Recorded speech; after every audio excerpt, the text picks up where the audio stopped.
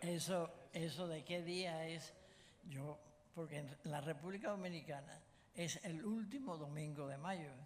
Y yo no sé cuántas veces me llamó mi mamá para decirme, te llamaba para que me felicitaras, porque el domingo, segundo domingo de mayo, ¿qué voy a cortar yo?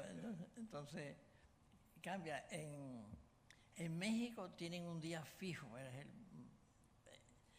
para el Día de las Madres. Aunque caiga martes, miércoles, lo que sea, es un día donde quiera que caiga. O sea, eso, en México también tienen eso.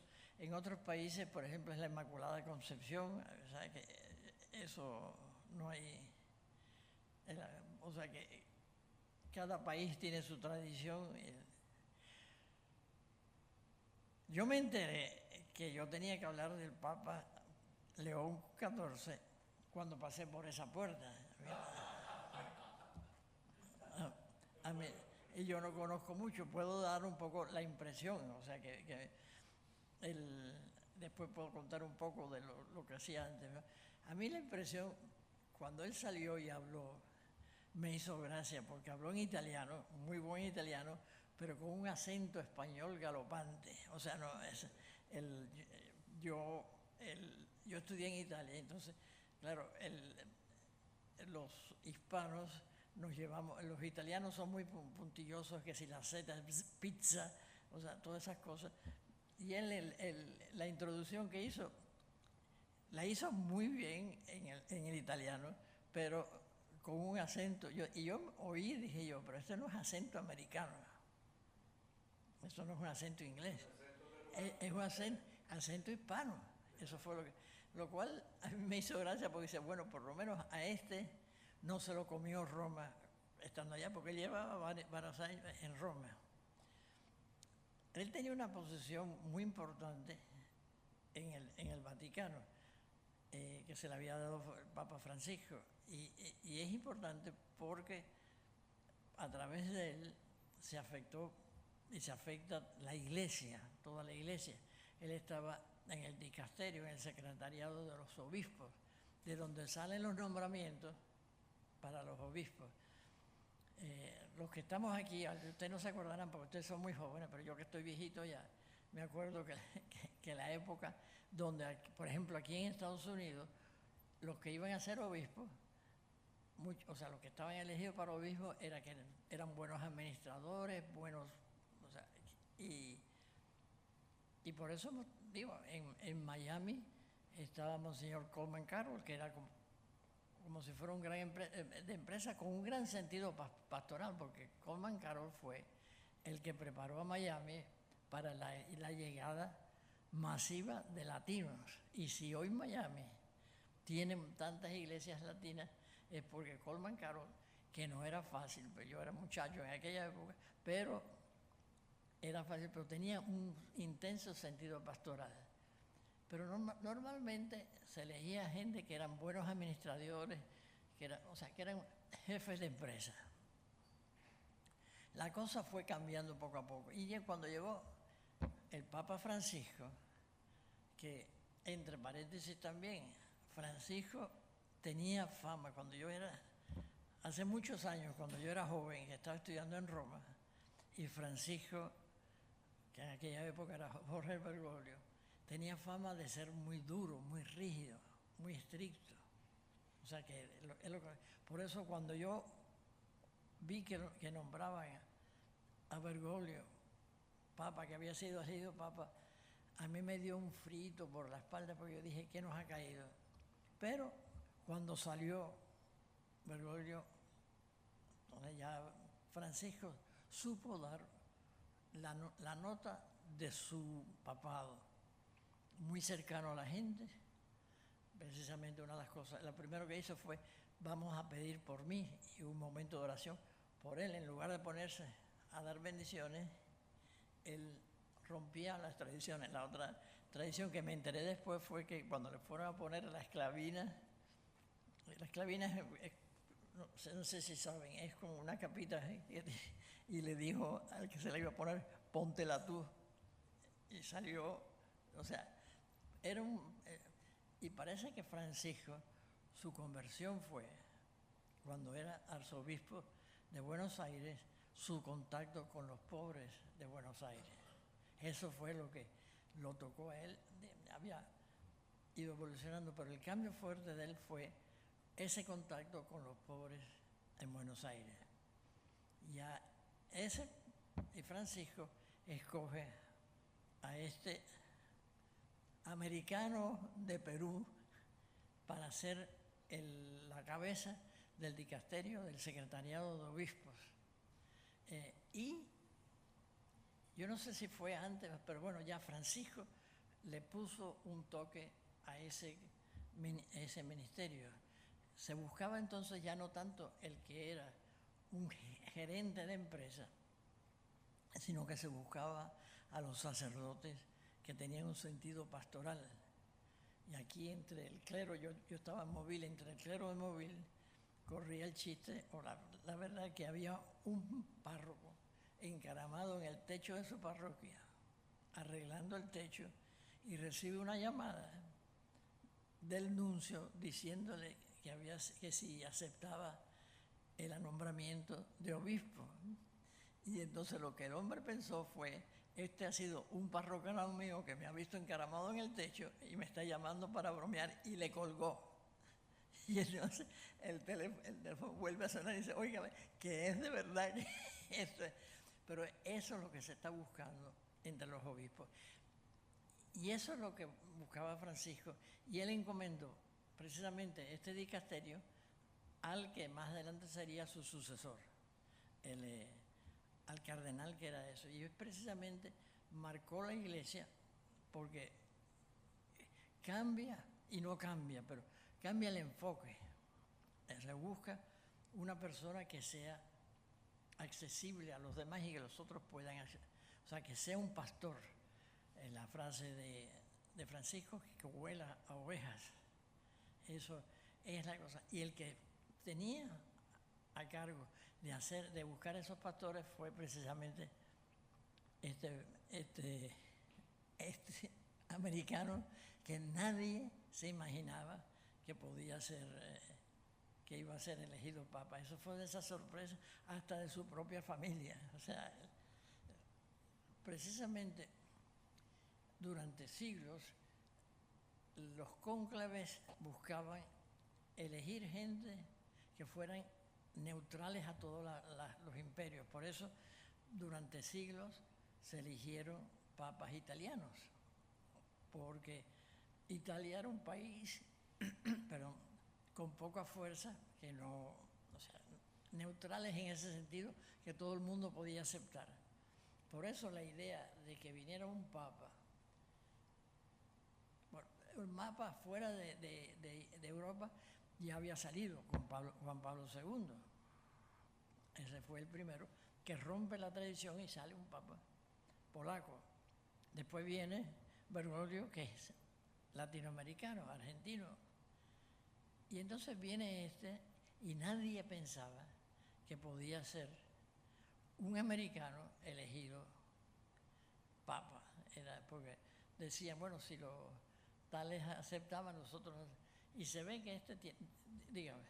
No, te quería comentar que el hecho de que la posición que él tenía, pues aparentemente pues, se llevaba muy bien con todos los cardenales y todo. Sí. Porque primeramente votaron de inmediato y votaron la supermayoría.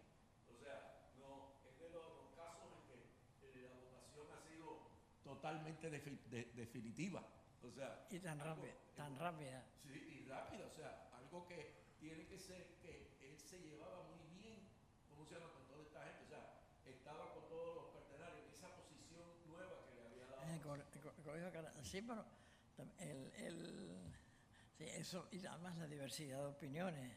La broma que existe en la iglesia es que donde hay 4 curas hay 5 opiniones siempre. O sea, y eso es la cosa. Pero él supo. Claro, y es cuando viene uno a ver qué cosa es León XIV. León XIV, primero que nada, escoge un nombre interesante. El último León fue el León que publicó León XIII, todas las encíclicas muy unidas al problema social de su época, el derecho de los trabajadores, etcétera. O sea, y ya cuando escoge León, está diciendo, yo estoy preocupado por el mundo obrero, yo estoy preocupado por los pequeños, no estoy preocupado por las grandes empresas, sino que él ya habla, sigue los pasos, él dice, voy a seguir, no los pasos, pero la inspiración del el Papa que fue a finales del, sí, a finales del siglo XIX. Deje que ustedes se pongan viejos como yo, que se le trastocan el siglo XIX. Y eso fue muy significativo, el nombre que escogió, porque eso ya empezó. Y fue muy significativo lo rápido que lo eligieron, sobre todo para ser un americano. Pues yo me imagino que ahí habría gente, hay gente que no traigan a los americanos y hay americanos que no traigan a los franceses y hay franceses que no traigan ni a los americanos ni a, o sea, hay muchas veces ese saber, ese no aceptar a los otros. El Papa tenía, o el que es ahora Papa, tenía la ventaja de haber sido obispo en Perú y no en una diócesis rica y central. Era un obispo misionero. Y por eso precisamente creo que leí que él se hizo peruano, porque por Perú hay que ser ciudadano peruano para ser el obispo. Y cuando lo nombran a él ya o era, pero sencillamente él estaba ya allá encarnado. Eso es una gran, el que estuviera en un sitio lejano es muy interesante porque da una visión distinta del mundo de la gente que está en la capital. Eso pasa en todos los países del mundo. Cuando uno está lejos, uno ve el mundo desde otra perspectiva. O sea, y es muy interesante que ya él, al ser nombrado obispo, venía y fue lo que lo marca mucho en su relación personal, lo cual le ayuda cuando llega al Vaticano, ya de cardenal, lo ayuda a sus relaciones con los demás. O sea que hay una especie de Francisco busca un obispo que sea pastoral, que huela a oveja. Y se fija en este obispito del fin del mundo para traerlo a Roma. Y lo que es interesante es que no se le pega a las romanitas, no se le pega a la romanidad. Sigue siendo una persona muy asequible. Y ustedes lo vieron ya la última, hace poco que salió una fotografía de él con su gorrita de los White Sox y sus hermanos. Es interesante que los hermanos dicen desde que él era pequeño, él quería ser sacerdote. O sea que los otros, y él siempre había dicho que quería ser sacerdote. Y entra en una orden religiosa, los agustinos, y San Agustín es de los padres antiguos, se fija mucho en el corazón, o sea que mira mucho la parte afectiva y eso marca a los agustinos y eso lo marca a él, o sea que por eso él es capaz de sintonizar con la gente. Y eso es lo que vamos a ver, porque en cierto sentido, aunque él ha demostrado que él no es un sencillo sucesor de Francisco, pero al mismo tiempo él está demostrando que sigue una línea que él hace suya, pero de eso del obispo como pastor de su pueblo. Eso es muy importante. Y todavía no tenemos tiempo, pobre hombre. Ya a los 15 días, como están las noticias, ya yo estaba comentando aquí, ya el día siguiente de haber sido elegido, alguien sacó una fotografía de él del del 2021 en un estadio con su gorrita y aquí lo ponemos. O sea, vivimos en un mundo donde todo sale, ¿no? Pero él precisamente una de las cosas que trae es el frescor de la misión, vivir con los pobres y vivir en un proceso de evangelización, donde muchas de las cosas no son dadas, hay que buscarlas, ¿no? Yo creo que eso tiene él, porque él fue elegido 2 veces superior de los agustinos, que también es otra cosa que nos indica que él era mucho más, o sea, desde el principio sabía unir fuerzas. Eso es lo poco que yo sé de... Y estamos viendo a ver por dónde va la cosa. Sabemos por dónde creemos que va, pero el punto, por ejemplo, una de las cosas que muestra un cierto valor fue con este problema de los inmigrantes que tenemos aquí. Él ha dado su opinión y fuerte, no tiene miedo a presentar su opinión, pero al mismo tiempo él buscando resolver el asunto, no es criticar por criticar, pero precisamente el hecho de que él salga en defensa de los débiles de nuestra sociedad, que es su sociedad también porque él es americano, es interesante, aunque su familia no era para nada. Bueno, sí, tiene eso. Nosotros nos reíamos allá porque han sacado que tenían parientes haitianos, que tenían parientes cubanos, dominicanos. Ahí hasta va a salir algún pariente por Japón, por algún lado, porque eso es muy de los hispanos, ¿no? Pero sí, él viene de una familia que no era precisamente acomodada, que venía del sur, que tenía raíces afroamericanas o africanas, que en aquella época, estamos hablando de hace 60, 70 años, no era precisamente un valor aquí en el sur, y por eso se fueron a Chicago. O sea que él conoce en su propia carne lo que significa ser marginado, lo que significa ser marginal en una sociedad. Después,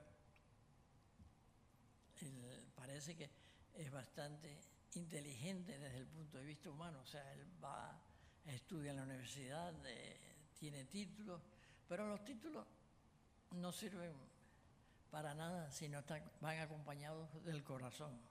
Y ese es el carisma de los agustinos. O sea, usted puede tener 5 PhD, pero si le falta corazón será un buen técnico, pero no un buen pastor. Y primero él probó ser un buen pastor yéndose al Perú, yéndose a una diócesis marginal de Perú y sirviendo ahí durante muchos años. Dígame. A mí una de las cosas que me gustó al principio de su nombramiento fue cuando lo vi montado a caballo. Yo que soy camagüeyano, montado a caballo en la jungla allá, cerca de la Amazonas, haciendo, dijeron que se había hecho muchas obras allá. Y hace una anécdota de que una vez una persona que estaba enferma y no tenían cómo llevarla al hospital, lo montó en caballo y lo llevó. Sí. O sea, ese tipo de acción me fue interesante para mí. Eso, lo que hemos vivido, por ejemplo, en República Dominicana, para allá, para los años 30, que volvimos los jesuitas volvimos a la española por los años 30. Y entonces los jesuitas andaban a caballo alrededor, pero no hay que irse fuera. Aquí en Alabama, en Selma, había jesuitas que hacían sus rondas a caballo. Estamos hablando de los años 20, y no sé si los 30, pero sí los años 20, ¿no? O sea que pero lo que es interesante no es que estuviera a caballo, sino lo interesante es lo cerca que está de la gente. Uno puede montar a caballo como jefe, o uno puede montar a caballo que la gente vea que uno viene a servir. Eso, yo creo que eso sí lo dio él, lo mostró él en su vida. Por eso de yo no sabía la historia de se montara a alguien, pero sí eso. Digamos que lo que hemos vivido en situaciones de esa misión no nos sorprende, pero se admira, bueno, o sea, se admira. Pero ¿qué es lo que indica? Es el corazón grande que tiene. Las historias, no, ya empezarán a salir historias de cuando era niño. Ya los hermanos dicen que desde que eran pequeños ellos querían jugar a una cosa y él lo que quería jugar a ser sacerdote y decirles la misa. Y era el más pequeñito, creo que era de todos, no sé. Pero que eso es una bendición, el ser llamado por Dios desde pequeños. Y saber seguir el llamado de Dios durante toda la historia. ¿Algún comentario? Porque ustedes Un comentario que le puedo hacer lo hizo el cardenal de Nueva York, Nolan, que dice que cuando vino la primera votación salió el nombre de él. Y entonces decidió ir a desayunar con él a aprender un poquito sobre quién era él como persona. Yo no sé si fue en la primera votación. El caso es que parece que en un periodo antes del cónclave todos estos cardenales se reunían, hablaban unos con otros. Efectivamente, como dicen los brasileros, le llaman fofoca, es decir, el chisme. Sí. Empezaban a chismear y seguía oyendo el nombre de este sacerdote que era norteamericano y que él ni siquiera apenas había oído de él. Sabía que existía por su posición que tenía. Y entonces dice que un día decidió a ver si podía ir a la mesa a desayunar con él. Y hablando con él dice que se quedó impresionado con el buen Señor. Y el Espíritu Santo trabaja de esa manera. Sí.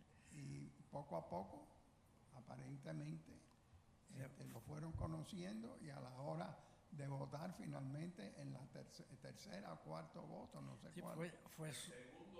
fue sumamente rápido. El segundo. Pero también Bueno, está bien. ese periodo de intercambio antes se da todo. Entre los jesuitas tenemos, cuando hay una congregación general para elegir al superior general, está un periodo en que la gente comenta fulano, mengano, sutano, y eso lo hacen en todos lados. Lo que es interesante es sobrevivir ese periodo, porque claro, hay intereses personales, hay de todo que se mezcla, y el hecho de que, pero quizás lo que más impresionó fue que nadie había pensado en él como un sucesor de Francisco. O sea, se empezó a hablar un poco, pero y se descartaba no por la persona, sino porque era americano. Exactamente. Y de América Latina, porque también es latino, o sea, es latino. Entonces, se hablaba de él, y lo interesante es que él, sin hacer publicidad, o sea, sin politiquear, la gente comienza a considerarlo. Eso es muy importante, porque allá cuando yo estaba en Roma, la gente decía, el que quiere ser obispo no debe serlo, y el que debe serlo, el que quiere ser obispo no debe serlo, y el que debe serlo normalmente no quiere. Eso es porque es un trabajo ingrato. Dígame. Estaría curioso por averiguar su opinión sobre la elección de un papa que viene de una orden religiosa en comparación a un papa secular que viene de la curia romana propiamente. El derecho canónico para cualquier religioso dice que una vez que un religioso es nombrado obispo, sigue siendo de la orden, pero no está sujeto, por ejemplo, un obispo jesuita, el obispo del Chad donde yo estaba, no está sujeto, por ejemplo, a obedecer al provincial. O sea que se vuelve un agente libre, pero yo creo que es interesante que como religioso uno está, primero que nada, más acostumbrado a vivir en grupo, o sea, la conciencia de comunidad es mucho más fuerte que un sacerdote diocesano que por definición vive solo. Eso es lo importante. Y a eso, eso cambia mucho la perspectiva de la persona. Pero a la hora de ser papa, influye su espiritualidad, que incluye también el vivir en grupo, el participar, el compartir, el intercambiar ideas con los otros, ¿no? Eso, por desgracia, a veces uno lo ha visto con algunos sacerdotes no religiosos que son jefes, y aquí se hace lo que digo yo, mientras que si son religiosos de cualquier orden, algunas veces no es tan amistoso los intercambios, pero eso es lo que... O sea que él, yo creo que tiene eso de que, aunque fue superior general de los agustinos, pero por necesidad tenía que mantenerse abierto a las opiniones de los demás. Es muy interesante que lo eligieron 2 veces superior general. Eso, porque los agustinos es por tiempo definido, creo que son 6 años. Nosotros, los jesuitas, es hasta que se muera, porque al principio, cuando San Ignacio sí era cuando se muriera pero el problema empezó a ser cuando los generales jesuitas comenzaron a durar. No es lo mismo. Antes la gente se moría a los 60 años. Ahora todavía usted tiene gente de 90 años por ahí dando vueltas. Pero lo que es muy interesante es el vivir en comunidad. Lo abre uno a la diversidad de opiniones y a buscar el bien común. Yo creo que eso sí él lo tenía bien claro. Y el hecho de que lo hayan elegido 2 veces es muy interesante. ¿Algún otro comentario? ¿Dudas? ¿Quejas? Que en Chiclayo, donde él estaba, cuando el COVID en el 2020, él salió con la hostia consagrada por todo el pueblo caminando, acompañado, también estaba el alcalde como para bendecir el pueblo. Y después también una desgracia que fue una inundación, y también estuvo con botas encabezando la campaña para recuperar el pueblo. Y por último vi que bendijo a los ciclistas del Giro de Italia que se acercaron a Roma, por lo cual parece que le gusta también bendecir a los deportistas y esa actividad que crea competitividad y trabajo en equipo. Sí, él es deportista, por ejemplo, es jugador de tenis. Y la gente le decía, sí, y en el Vaticano hay una cancha de tenis escondida. Y ya alguna vez han tenido intercambios de eso con algún tenista, en el sentido público, pero yo me imagino porque él es un hombre relativamente joven. Y entonces, como buen americano, está acostumbrado a hacer deporte, ¿no? ¿Es cierto que él toca el piano estupendamente bien? No tengo yo idea. Vi un documental que no sé si será falso. No he visto eso.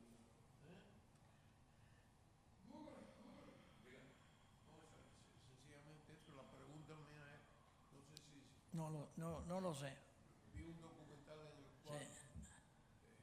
un pianista famoso lo trató de poner down por no ser italiano y entonces él llegó y tocó todas las piezas maravillosamente bien. No sé A lo mejor porque él tenía la educación clásica de los niños aquí y después de una orden religiosa que son muy fuertes en cuestiones litúrgicas. ¿Sabe que los jesuitas, una buena misa jesuítica es una en que nadie sale herido? O sea, porque no... Sí, él toca piano. ¿Eh? Él toca el piano.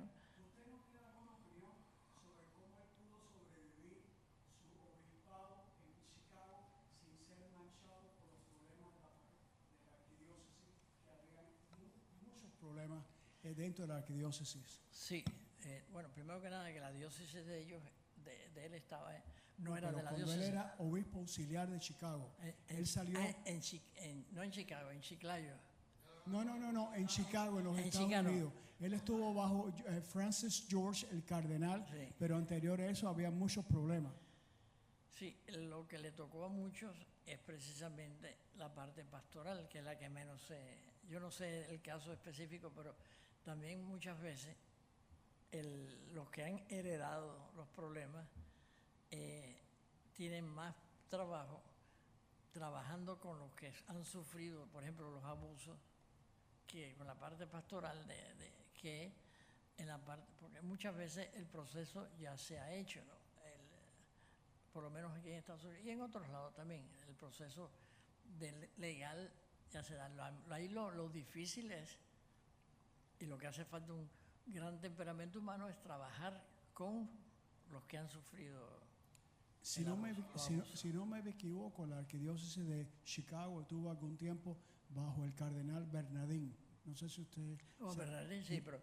Y el Bernardín tuvo problemas grandes. Sí, pero también a él lo acusó alguien y después él reconoció el que lo acusaba de que no era cierto. Bernardín tuvo el gran corazón de no cobrársela, ¿no? Pero yo sé que la acusación de Bernardín, el que lo acusaba, es posible que hubiera habido más gente, pero el que lo acusó principalmente, al final se retractó. Hay muchas razones por las cuales una persona puede hacer. Y claro, si él estaba en Chicago de auxiliar, le tocó torear todos estos casos, que lo peor es que no, o sea, que él ni abusó, ni muchas veces estaba en contacto con los que habían abusado.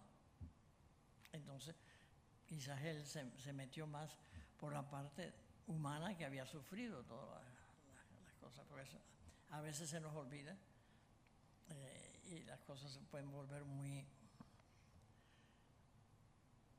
externas a los que han sufrido porque muchas veces toda esta ira y odios que hay, o sea, que es con razón, pero también muchas veces son fomentadas por gente que no tienen, cuidado de la persona. Si a mí me viene una persona que está sufriendo, lo último que yo tengo que hacer es azuzarlo más. En Cuba se dice azuzarlo, azuzar. ¿Usted cree que el próximo consistorio será uno en el cual se va a sorprender la iglesia de muchos obispos que han sido cancelados previamente por la ortodoxia a la doctrina católica dentro de la iglesia?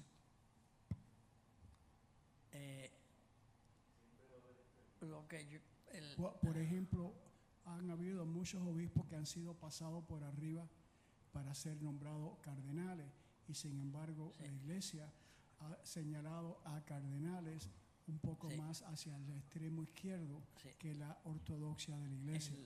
Bueno, especialmente jesuitas, especialmente el cardenal de San Diego, que ahora está el cardenal de Washington. Sí. Hay que distinguir entre lo que es un cardenal y lo que es un obispo. Técnicamente, aunque yo creo que técnicamente una persona puede ser cardenal sin ser obispo. O sea que el cardenal, los cardenales eran el clero de Roma que elegía al Papa. Y esa era la tradición de todas las diócesis. O sea, el clero de una diócesis elegía a su obispo. En Roma se mantiene y entonces para ampliar la opinión se empezaron a nombrar fulano de tal, que era obispo en tal lado o arzobispo en tal lado, pero les ponen, todos los cardenales tienen una iglesia en Roma, son del clero romano y es el clero romano que eso por un lado. Por otro lado están las dificultades ideológicas de la iglesia. que hay un choque, eso sí, porque no siempre, es decir, el problema está en el diálogo. Y hay mucha gente, sobre todo la gente muy mayor, que esto es así porque siempre se ha hecho. Y eso cambió mucho con Juan XXIII. Y el Concilio Vaticano. El Concilio Vaticano estaba ya, no sé si ustedes han leído algo de la historia del Concilio Vaticano II, estaba ya codificado y preparado todo para cuando llegaran los obispos. Y los obispos llegan, y fue Suenens, el cardenal o el obispo, en Bélgica, que dijo, yo no estoy de acuerdo con eso, y entonces pasó a ser mucho más un concilio de pastores, y precisamente es lo que cambió mucho. Cambia mucho ¿cómo es que dicen? Una cosa piensa el burro y otra el que lo apareja, ¿no? Y cuando uno tiene gente que ha trabajado pastoralmente, entonces hay muchos principios que no son tan rígidos, eso es la cuestión. Sin romperlo, pero también hay que saber, pero la ortodoxia, y ahí está la cuestión, hay gente que son ortodoxos con tal de que el Papa, el Vaticano diga lo que yo quiero, pero cuando la opinión es contraria a la mía, y si somos claros, más todavía, ¿no? Nos encanta dividir. Y hay gente que todavía vive en el pasado, ¿no? Eso a mí me impresiona mucho. Digo, todos ustedes que tienen familia, traten de hacer con sus nietos lo que ustedes pasaron cuando eran niños. Y el nieto se le va a revelar, porque, o sea, la sociedad evoluciona. Yo sé que antiguamente, por ejemplo, al papá había que decirle usted. Si yo le hubiera dicho usted a mi padre, primero me miraría como diciendo ¿qué quieres? Y el segundo me daría un buen pescozón por falta de respeto, por respetarlo. Y eso que en Colombia entre hermanos se tratan de ustedes, de usted. O sea, que hay que saber evolucionar. Y si usted trata de hablar con un nieto o con un bisnieto con la actitud de ellos, usted va a pasar muchos problemas en la vida, porque no ven la cosa de distinta manera. Y no es que esté mal, pero es otro enfoque. O sea que uno tiene una realidad, pero puede haber diferentes enfoques. Y a veces la solución más cómoda. Dime, ¿qué va a hacer? ¿A mí o a él? No hay duda de que la experiencia de él en el Perú, ¿cómo se llama? Pues con los más pobres, con los más necesitados, pues eso lo ha marcado completamente. Por otra parte, el que Francisco lo haya llevado, ¿cómo se llama?, al Vaticano, pues también marca, ¿cómo se llama?, el hecho de que esa experiencia de él, de alguna manera, se filtre para los que están allí casualmente en el Vaticano. Y eso yo creo que se puede ver claramente por cada vez que él habla. Él habla y está hablando siempre de los más necesitados. Lo mismo de Francisco. Porque lo ha vivido él. Porque lo ha vivido, por eso digo que eso no va a cambiar. Eso de hecho yo creo que va a tener una marca mucho mayor, porque es verdad que Francisco tenía pues las calles de Buenos Aires, pero no era lo mismo. Oiga, lo de León ahora es muchísimo más. Él lo ha vivido y él quiere llevarlo. Y hay que notar que él menciona, muchas veces menciona a Francisco. ¿Entiendes? Muchas veces.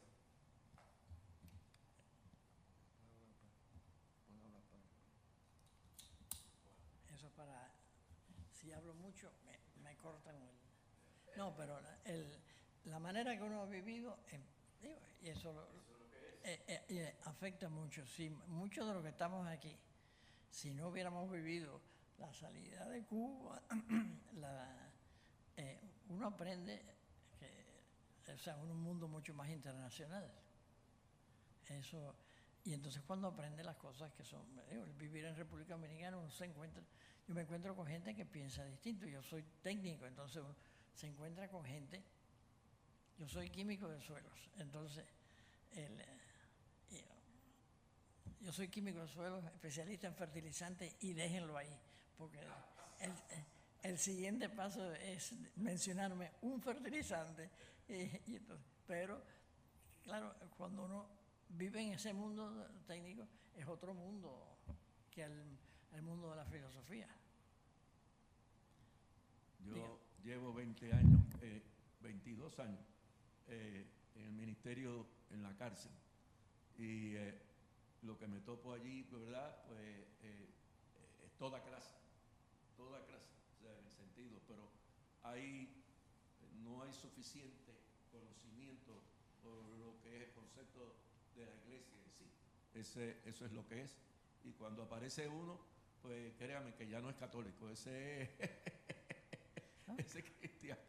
Eso pasa en la vida, o sea que, yo, por ejemplo, yo viví en un país musulmán y yo tenía buenos amigos musulmanes, o sea, y hablábamos un poco de religión, no mucho, pero sí el concepto de Dios y todas esas cosas. Y es distinto cuando uno los ve de lejos a cuando los ve de cerca, ¿no? Eso, a mí a veces cuando hablan de los musulmanes, yo a veces he tenido intercambios de ideas un poco violentos con gente que no conocen, porque meten a todo, como cuando metemos a todo el mundo en la misma categoría, ¿no? Todos los inmigrantes son delincuentes.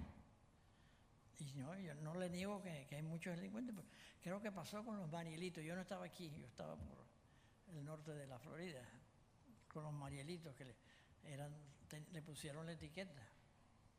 Y por desgracia le ha costado. Después viene la otra gente, ¿no? Pero uno se encuentra gente que el peligro que tenemos nosotros es etiquetar. Y entonces nos vemos a la persona.